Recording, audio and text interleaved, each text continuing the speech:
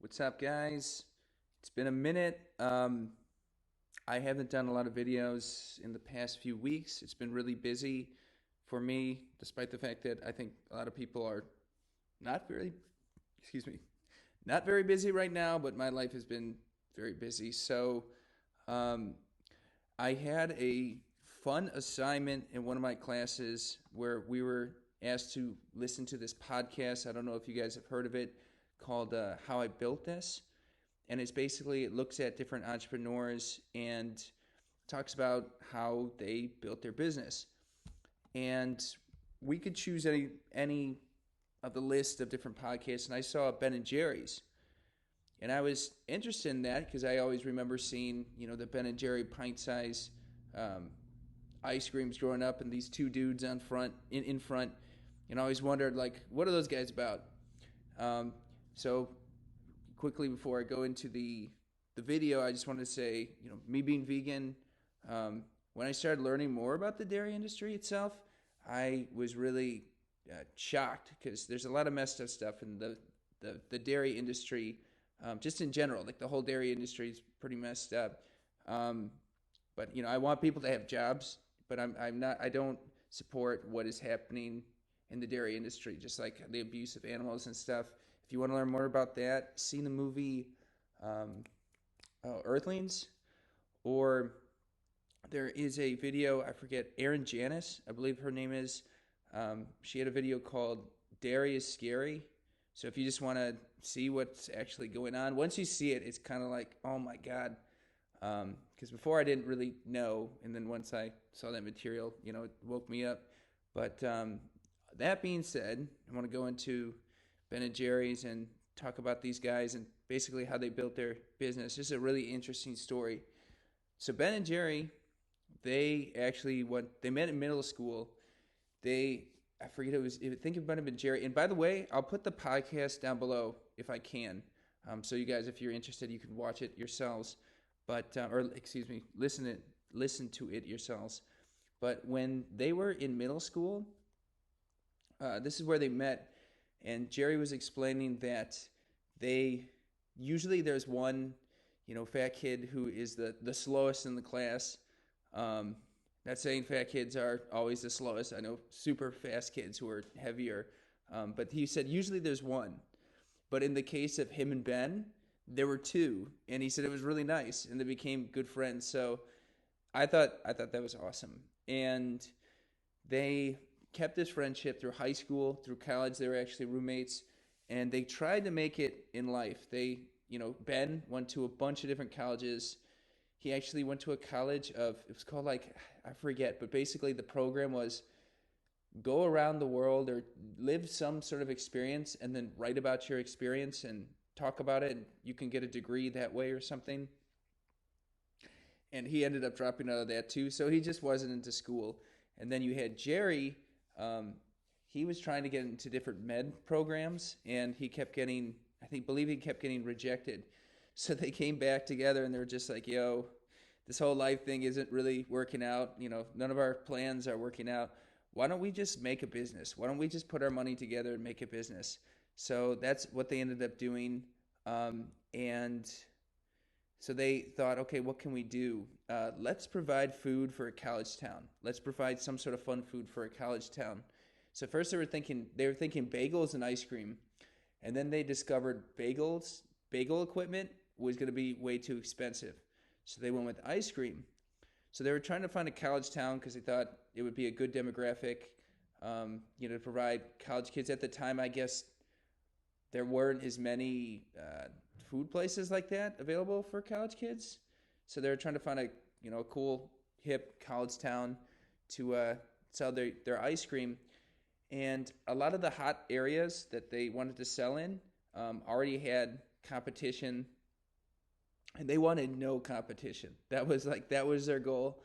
So finally, they found a place in Virginia.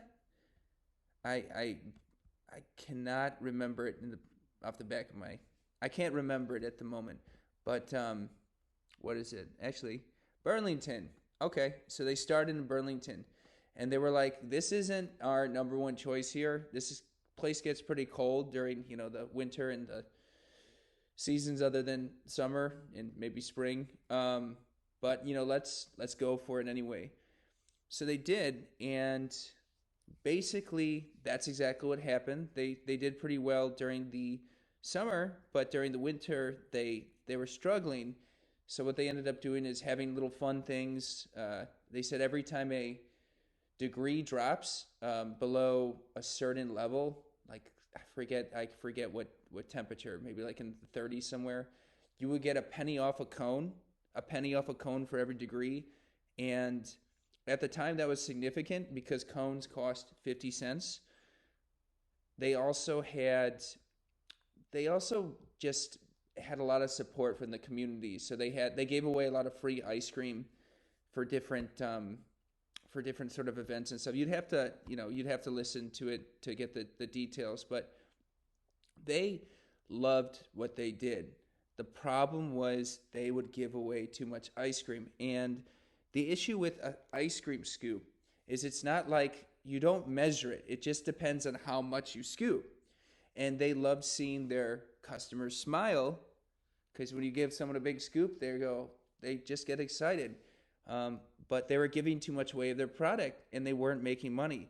So they said, well, we got to find a way to package this stuff so we can, start actually measuring how much we're going to make and not give too much of our product away.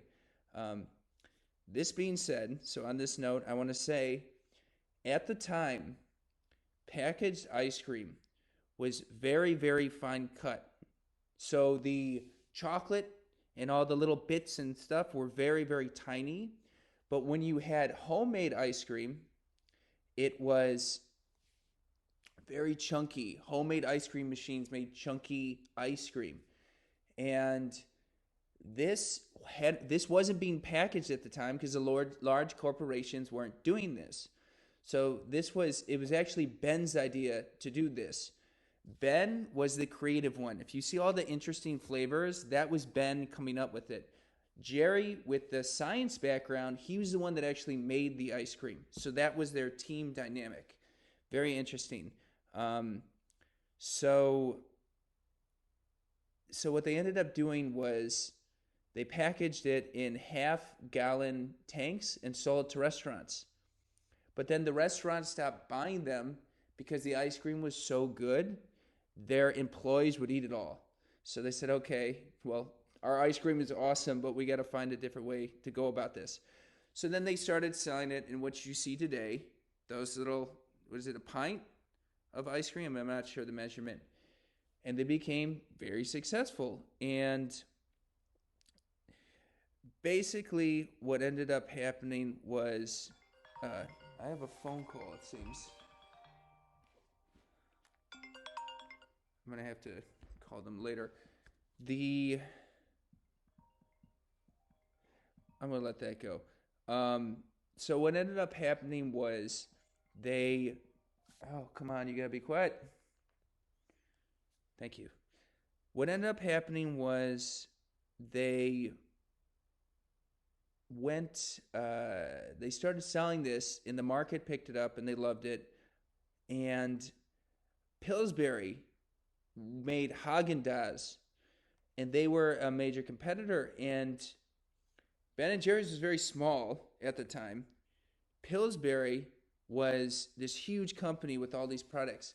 So Pillsbury immediately felt threatened by this company because it was making great ice cream. And what they ended up doing was they went to different distributors who were selling Ben & Jerry's, and they said, if you sell Ben & Jerry's, we're going to stop selling you our product, our huge line of products. Because they were buying from Pillsbury and, Ben & Jerry's. So they started basically hurting these companies. Were like, why, Pillsbury sells us so many of their products, we can't afford to lose this. So they stopped buying Ben & Jerry's. So Ben & Jerry, they knew they couldn't fight them in court because they were so small. So they took it to the people.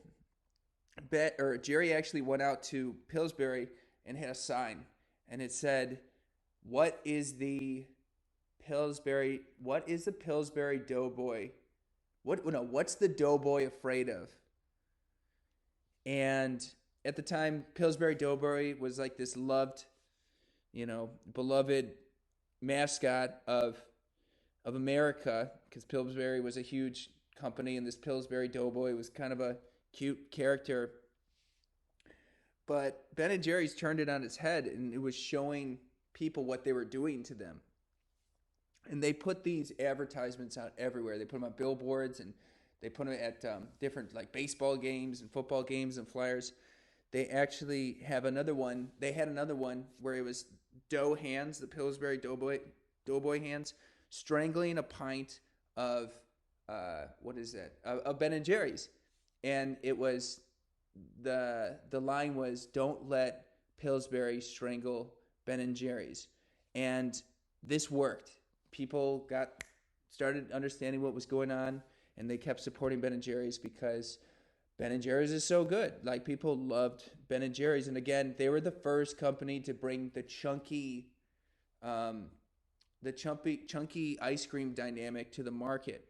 Uh, by the way, they also invented cookie dough. I didn't know that. They were the first to invent cookie dough, and everybody else ripped them. So all these interesting flavors like fish food, Cherry Garcia, cookie dough was one of their originals. So that was fascinating to me. So over time, what they did was they developed a dynamic in the in the corporation to help use their money to help other foundations, to help other people. And this is a big thing in Ben and Jerry's, is that they are known for standing behind all these different movements: Black Lives Matter, Occupy Wall Street, um, just a bunch of different humanitarian movements, which is awesome. And because this was one of the reasons Ben and Jerry were kind of these hippie dudes, and they were very anti-establishment. So they were confused about being bosses. They were confused about being CEOs and managers. And a mentor of theirs, they had a lot of good mentors along the way, because these guys didn't know really what they were doing, which is cool. They just went for it. And as Ben said, it's just kind of a combination of common sense and hard work, and also a little bit of help from some mentors. They were fortunate to um, meet some people along the way and just take advantage of different resources available for business people that were available at the time. But this mentor of theirs told them, "Look, do it a different way. Be that company that does it a different way. Don't use your power for greed. Use your power to help people." So that stuck with them, that motivated them, and that's how they went about running their business. The highest paid person in Ben and Jerry's can't make 5 times more than the lowest paid. That is one of the rules. Um, Very interesting. So what ended up happening was, down the road in 2000, um, when it was a bigger company, a public company, um, they what ended up happening? Another company, another big corporation, bought Ben and Jerry's, and they were going to change it up. And Ben and Jerry didn't want to be a part of it anymore, because they bought it without their permission. So they felt it wasn't the same company it was when they started. That store, and then that original ice cream shop, and then how they built it over the years. So they ended up leaving, but they're happy because Ben and Jerry's, when they bought Ben and Jerry's, they bought with it their ideals. So it's still a company that, as I previously mentioned, supports all these different movements. It's still a company that holds that 5-to-1 ratio in terms of the highest paid person in the company to the lowest paid person in the company. You can't get paid more than 5 times, the lowest paid. The highest person in the person who's getting paid the most can't make more than 5 times the lowest paid person in the company. And they are still really, really good friends. They are best friends. They love each other, and it's a wonderful thing. And actually, in the video, what did they? The dude was like, "Hey, I don't want to sound mushy or anything, but like this is pretty awesome that you guys are still best friends." And they're like, "Yeah, man, we hang out all the time." Um, so I guess the lesson, or I guess what I picked up from this is, you know, you can pursue something even if you don't have a background. If they say common sense, but I would say if you have like a drive for it, or maybe not even a drive, but if you feel like you can do it, if you just kind of have the if you have support from people like mentors, in addition to your willingness to put in the work, it will be okay. Because people, if they can tell like you're wanting to do it, they're going to help you along the way. And as I mentioned, like there is generally some resources out there of people that are willing to help. Other retired entrepreneurs. They found like a blurb in a newspaper or something about an organization of retired entrepreneurs who were available to help any type of entrepreneur in pursuing a business. So that's how they got some mentors. Also, just the friendship dynamic I think is awesome, but taking somebody's skills set and really making a team, I think that's an awesome thing. Jerry was the ice cream maker, where Ben was this. He had this really creative mind. He had this marketing skill. He was kind of like he had this entrepreneur sort of vibe about him, and they didn't.